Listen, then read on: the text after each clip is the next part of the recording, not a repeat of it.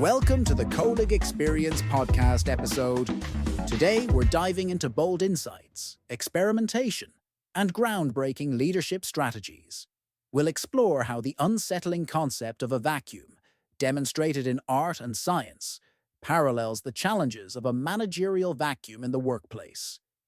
Discover how redefining roles and embracing ambiguity can transform your organization. Let's start. We once saw a detail of a painting by Joseph Wright that references an event from about a century earlier. Inside the glass dome held by the figure on the left, there is a bird about to die. Wright's painting depicts a famous experiment by Robert Boyle, the originator of Boyle's Law, at the Royal Society in London, set up to demonstrate that air could be removed from a glass vessel. In this version, the bird's death served as the proof. In a kinder rendition, Boyle demonstrated that when you place a bell inside a glass container and draw out the air, you no longer hear its ring.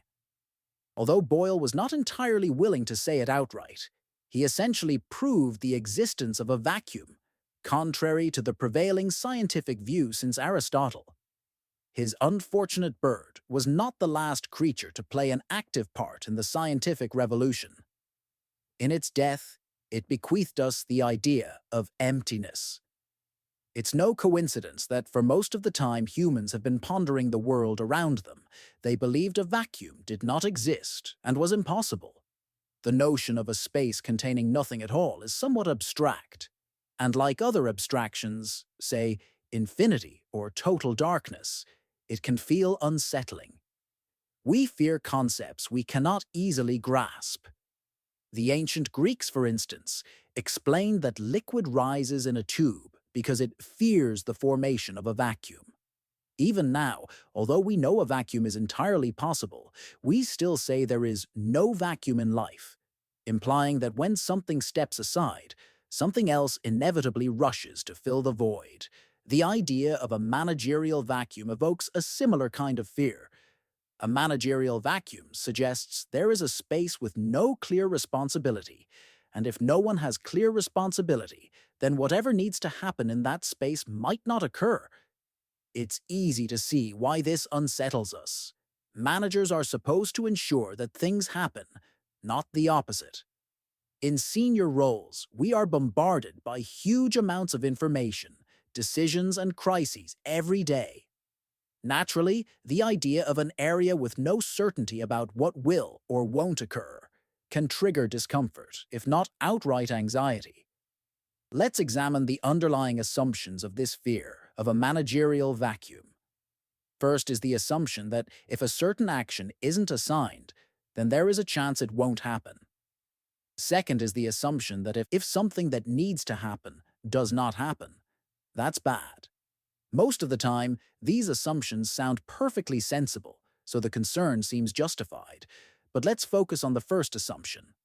How high is the probability that if there is no clear responsibility for something, it won't happen? If the probability is high, we're right to worry.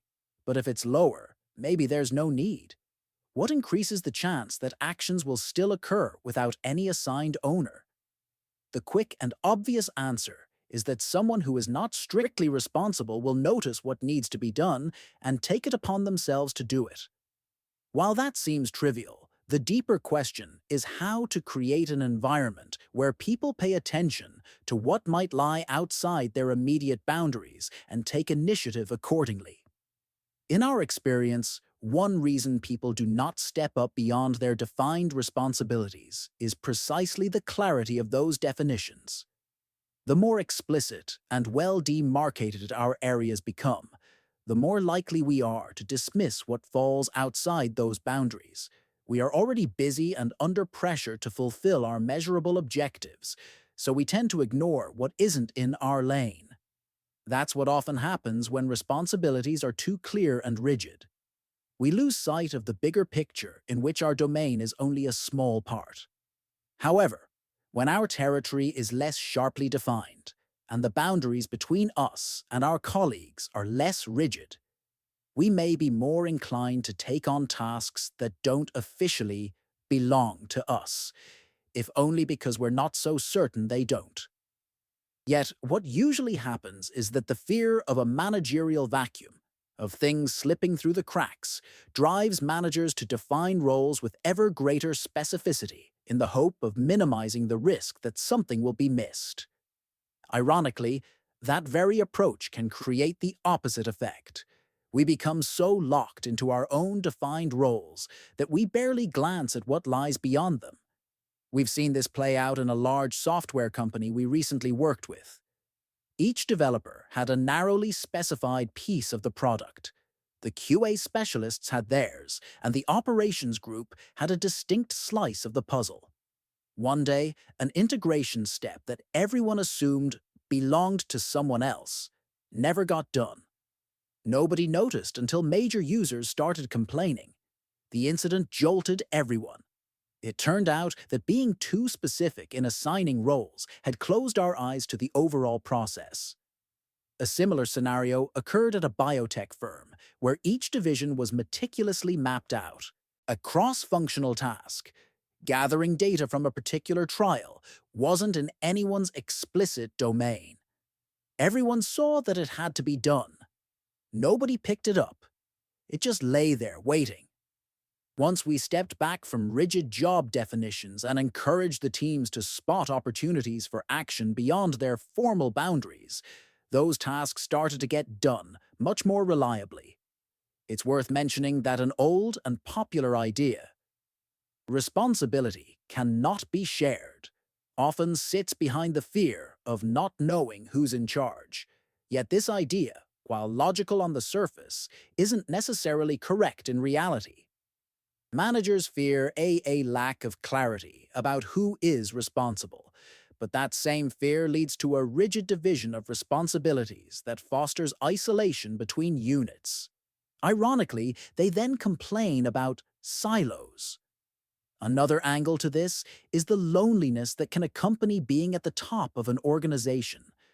The moment we discover that something we expected to happen never did because no one took responsibility, the sense of loneliness intensifies. We've encountered managers who find this feeling unbearable. They do everything they can to avoid it.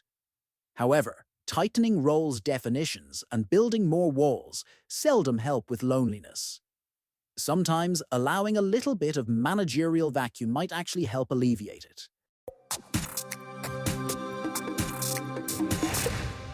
And that's a wrap for today's podcast.